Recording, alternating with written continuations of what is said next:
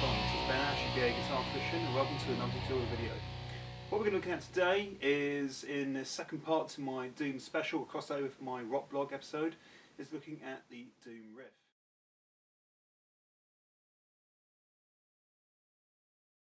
It's pretty straightforward. Most of the ingredients really just consist of, let's say, basic pentatonic scale and power chords. But the thing is, what separates the Doom Riff from just a conventional rock riff? What I managed to do is get a few interviews with a couple of choice bands that I managed to see in London recently. And after that, what we're going to do is have a little chat about how to actually put together a Doom Riff and what are those key ingredients that give you that nice evil edge and that nice great big overtone that you're after. This isn't a total rock. It needs to be slow and heavy, but it sounds dark. I think that's the point of all, whether it's fast or at like 30 BPM. It needs to have a sort of darkness to it, and just something negative about it in the sound. And it's deliberate. Yeah. It's got to be deliberate. Possibly detuned, but not necessarily. It's got a sound. Not long photos when I got beat up. Maybe using what do they call it? The tritone. Mm-hmm. Yeah. The Devil's Note. The Devil's Note. During the Middle Ages, the Roman Catholic Church devised a system where musical intervals could be recognised as being worthy of praise of God. These were either deemed perfect or imperfect. The three-tone interval known as the tritone was seen as so terrible and dissonant it deemed a name all in itself. Diabolus in musica. Devil in music. Now the tritone is a discordant interval that sits right between the perfect fourth and fifth of any scale, and it's most synonymously associated with the blues scale. So let's say if I play you my minor pentatonic, this will give you the best context of where it fits. So let's say just climbing through the minor pentatonic, which generally consists of 5 intervals: your root, flat third, fourth, and fifth. Now these 2 intervals, the tritone sits right in the middle, and if I was to play that all in context,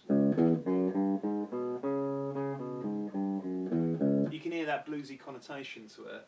But what really gives this particular scale its sense of dread is if you actually hang on some of those notes. So let's say just intermittent between going from the low E and then playing your fifth, drop it down to your tritone,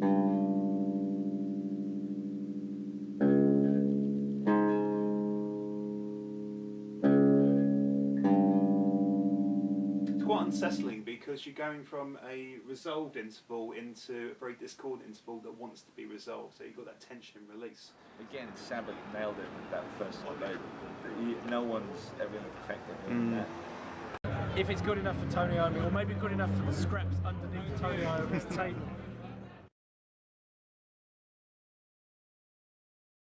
Okay, let's talk about the setup I'm using. I'm using a Gibson 1970s Explorer with passive Gibson installed pickups, with the string gauge set to 11 to 52s for the good people with dovetail. Now the reason why I'm using thicker strings is because I'm in a lower tuning. Rather than being E concert tuning, I'm in C sharp tuning. From E to C sharp, you're looking at a tone and a half drop, which is equivalent from here all the way down there, which gives a much thicker tone to your riffs.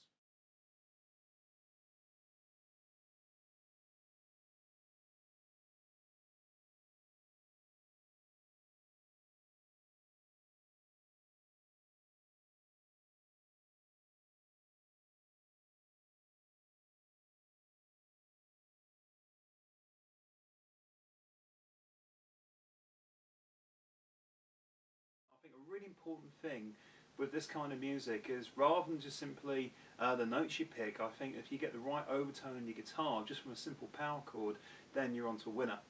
Some of the pedals I've actually got here are the original 1960s fuzz face.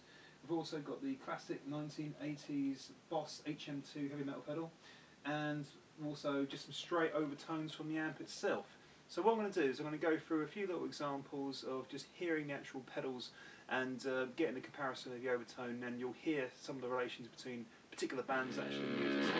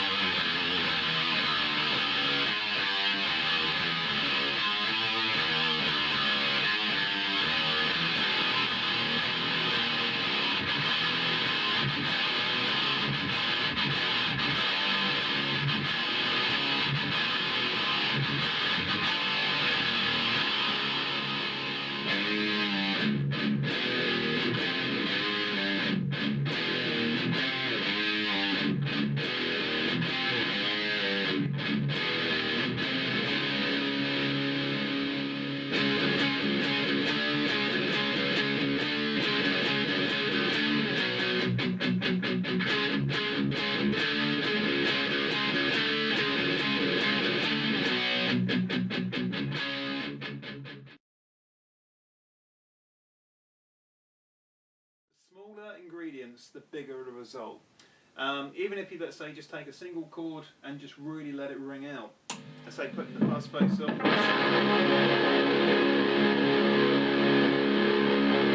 Letting that build up, you can then resolve to, let's say, the tritone there.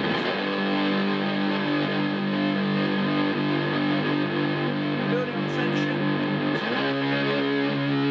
Sharpening up to an octave.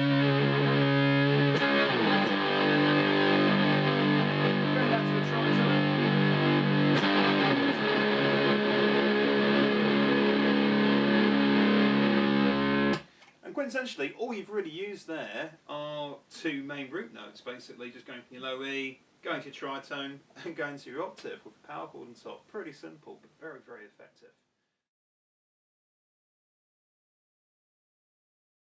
We talked about, let's say, note choice, we talked about chordal choice, but the thing is, it's all about the expression you put in the notes as well.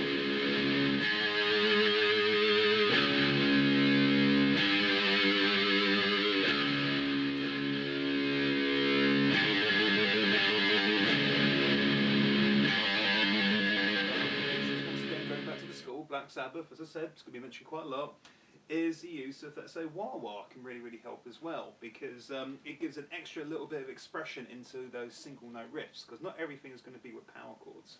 And also, getting aside from, let's say, drive tones, you can also just use straight clean sounds. Some of the doomiest riffs I've ever heard are actually clean. Let's say, harking back to that original Black Sabbath riff, where it goes into the verses. I actually found that the most creepy section in the whole song. So let's say taking, let's say, an electric funeral style riff, just showing it, let's say, in a clean fashion.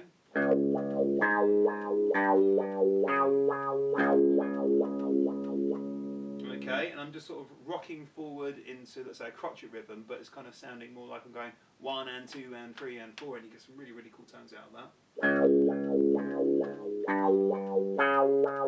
Put some drive onto that. And you can also do that on, let's say, power chords. Also changing the ratio of how you use the wah-wah, very, very expressive when it comes to this side of things.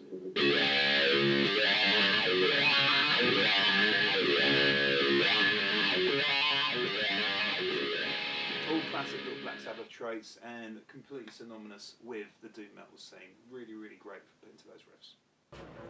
Yeah, well, as long as it's nice and loud, you know, it's the way it is. Doom is about, apart from the tone, it's about the volume as well and punching people. So with that sound, so it's good. That's why I enjoy it. I like the feeling. I like the buzz I get from it. I love everything to it.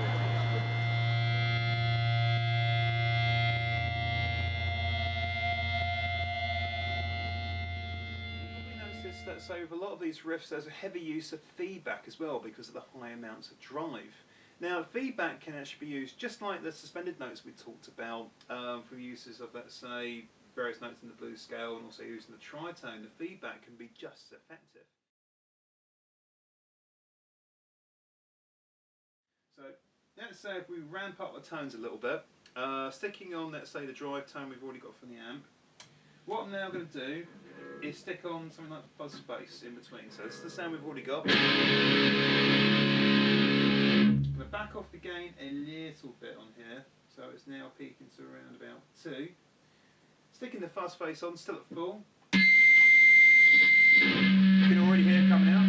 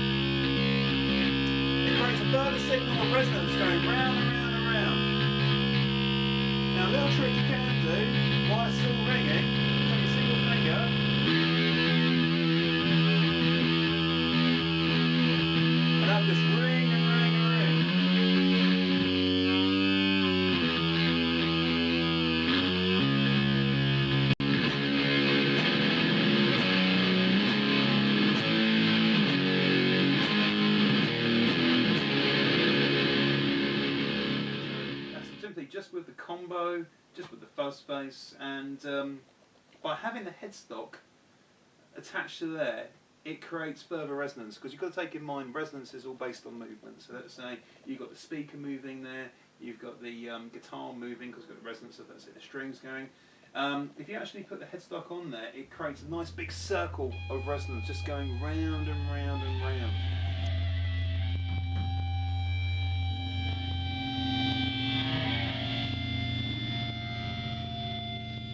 Other ways you can do this is by feedback hunting, and the way you can do this is by standing at certain points around your amplifier. You can then catch notes and sustain other notes from there as well. An easy way you can do this, I found out, is let's say you've got that similar drive tone. Let's say this time we're going to use the HM2, and let's say turning that on, settings once again, everything up full, distortion more or less at 0, because what we want to do is take the EQ from that pedal and just colour the sound we've already got on the Marshall. Turning on the drive sound, starting the feedback, go to your wah-wah pedal, get extra pitch, scoot it back a bit, drops the pitch, bring it up a bit, get your extra pitch, scoop it all the way back down, another note just about coming through. And that's not without touching the guitar at all. That's just from the resonance of the string with the drive from the pedal going through the amplifier. I'm literally creating all those extra notes through the actual arch of the wah-wah pedal. Very common Doom trait there. Very, very simple. Very, very effective.